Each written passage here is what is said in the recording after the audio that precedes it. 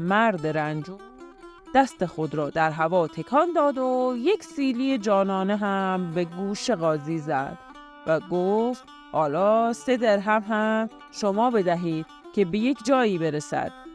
حکایت گوی حکایت قاضی و حکم ناحق از مثنوی معنوی. اگر ما هم مطابق میلمون رفتار می کردیم چه کارهایی رو انجام می دادیم که حالا انجامش نمیدیم؟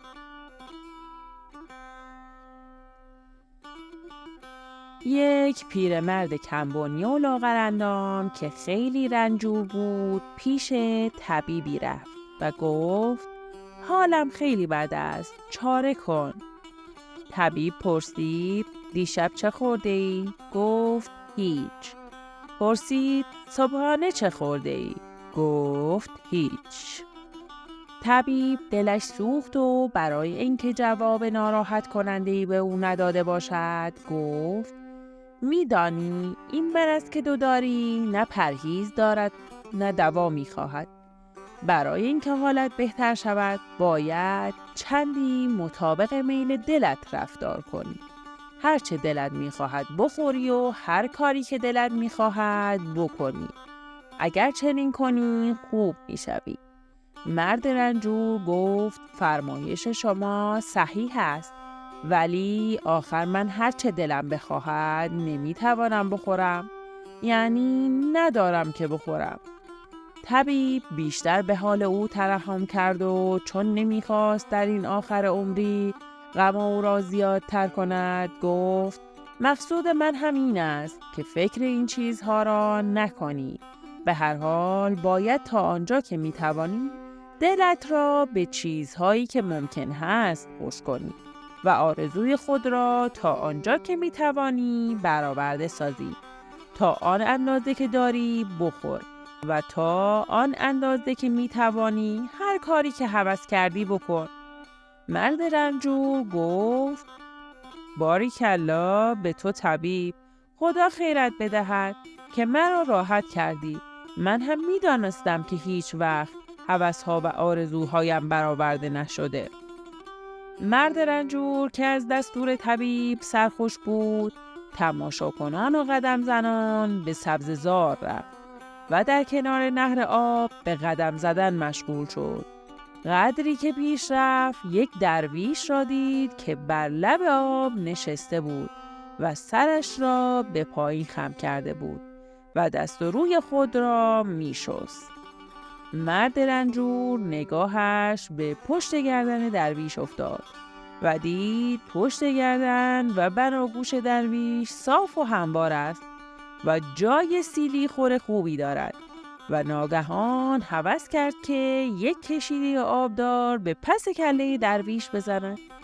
او می‌دانست که بیخود نباید به کسی سیلی زد، ولی یادش آمد که طبیب گفته دوای دردش این است که هر کار دلش می‌خواهد بکند و هوس‌های خود را برآورده کند. به نظرتون آخر کار پسگردنی که پیرمرد میزنه چی میشه؟ برای شنیدن ادامه داستان همراه ما باشید و لطفاً ما رو سابسکرایب و لایک کنید. او دیگر نتوانست با این هوس مبارزه کند. آستین خود را بالا زد و پیش رفت و پشت گردن درویش را نشانه گرفت و کف دستش را در هوا تکان داد و یک سیلی محکم به گوش درویش زد و صدای ترق آن را شنید و شروع کرد به خندیدن. درویش که مشغول دست و رو شستن بود به زحمت خودش را نگه داشت که در آب نیفتد. با خوردن سیلی یک آه گفت و وحشت زده از جا برخاست که سیلی زن را بگیرد و به حسابش برسد. اما وقتی مرد رنجور را نگاه کرد دید پیرمردی مردنی است و اگر بخواهد قصاص کنند ممکن است مرد رنجور تلف شود. دستش را گرفت و گفت بدبخت، مگر سر به تنت زیادی کرده است که بی خودی مرا میزنی؟ تو که طاقت سیلی هم نداری، جان نداری که بزنمت. چرا این کار رو کردی؟ حالا چرا میخندی؟ مگه دیوانه شده ای؟ مرد رنجور گفت نمیدانم چرا کردم، دلم میخواست و طبیب گفته بود. ولی خندم مال این است که عجب صدایی کرد. نمیدانم این صدای ترق مال دست من بود یا مال پشت گردن تو؟ درویش گفت نمیدانی؟ حالا به تو میفهمانم. درویش دست مرد رنجور را گرفت و کشان کشان او را به خانه قاضی برد و شرح حال را گفت و گفت این شکایت من، این هم آدم مردم آزار، این هم تو که قاضی هستی. اگر میگویی قصاص کنم بگو بکنم، اگر نه بگو باید چه کار کنم. من ترسیدم بزنم جانش بالا بیاید. به هر حال این صحیح نیست که شهر قاضی داشته باشد و کسی بی خودی به دیگری سیلی بزند. قاضی نگاهی به مرد رنجور کرد و دید درباره این آدم لاغر مردنی حکم قصاص نمیتوان کرد. ناچار درویش را نصیحت کرد و گفت میبینی دوست عزیز، این آدم رنجور را نمیشود زد، چون ممکن است بمیرد و خونش گردن تو را بگیرد. زدن در حق آدم سالم و قوی صحیح است، اما با این کاری نمی شود کرد. این خودش زورکی زنده است، بیا او را ببخش. میگویند در عفو لذتی است که در انتقام نیست. عفو هم مال این طور جاهاست. درویش گفت چی را ببخشم؟ این چه حکم ناحقی است که میکنی؟ فردا که مردم این را بشنوند دیگر جلوی هیچ کس را نمی شود گرفت. آخر برای هر کار بدی کیفر و مجازاتی باید باشد. 30 سال هم نمی بخشمش، باید مجازاتش کنی.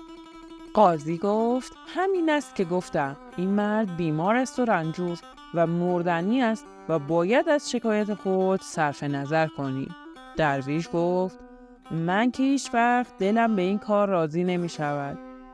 بعد قاضی از مرد رنجور پرسید ببینم چقدر پول داری؟ گفت هیچ. پرسید صبح چه خورده ای؟ گفت هیچ. قاضی به درویش گفت میبینی این مرد گرسنه هم هست، یک زیلی به تو زده، چیزی از تو کم نشده، ولش کن. ولی تو چقدر پول داری؟ درویش گفت 6 درهم. قاضی گفت خب این پول را هم نصف کن، 3 درهمش را به این مرد رنجور بده، برود 1 نقمه نان بخرد، خدا به تو عوض خیر میدهد. درویش اعتراض کرد و گفت عجب گیری افتادی من، کتک بخورم پولم بدم؟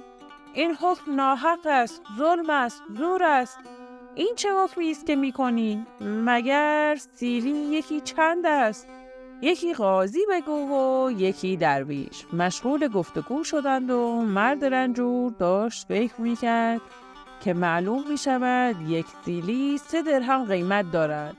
در این موقع نگاهش به پشت گردن قاضی افتاد و دید پس گردن قاضی از درویش صافتر و هموارتر و بهتر است. دوباره هوسش گل کرد. همانطور که قاضی و درویش مشغول گفت و شنید بودند، مرد رنجور دست خود را در هوا تکان داد و 1 سیلی جانانه هم به گوش قاضی زد و گفت حالا 3 درهم هم شما بدهید که به یک جایی برسد. قاضی از این کار خیلی اوقاتش تلخ شد، اما درویش خوشحال شد و 6 درهم پول را درآورد و گفت بفرمایید این 3 درهم مال آن سیلی که به من زد، این هم 3 درهم مال آن سیلی که به شما زد. قاضی گفت این چه حرفی است؟ تو پول میدهی تا مرا بزنند؟ درویش گفت بله، اگر سیلی خوب است برای همه خوب است، اگر بد است برای همه بد است. حیف که دیگه پول ندارم، وگرنه این سیلی دوم به 100 درهم میارزید، چون سزای حکم ناحق بود و خیلی بجا بود. تا تو باشی دیگر هرچه برای خود نمیپسندی برای دیگران هم نپسندی. اگر از محتوای ما لذت بردید لطفاً با لایک و سابسکرایب کردن کانال ما رو در ادامه این سفر همراهی کنید. دوستی ما پایدار.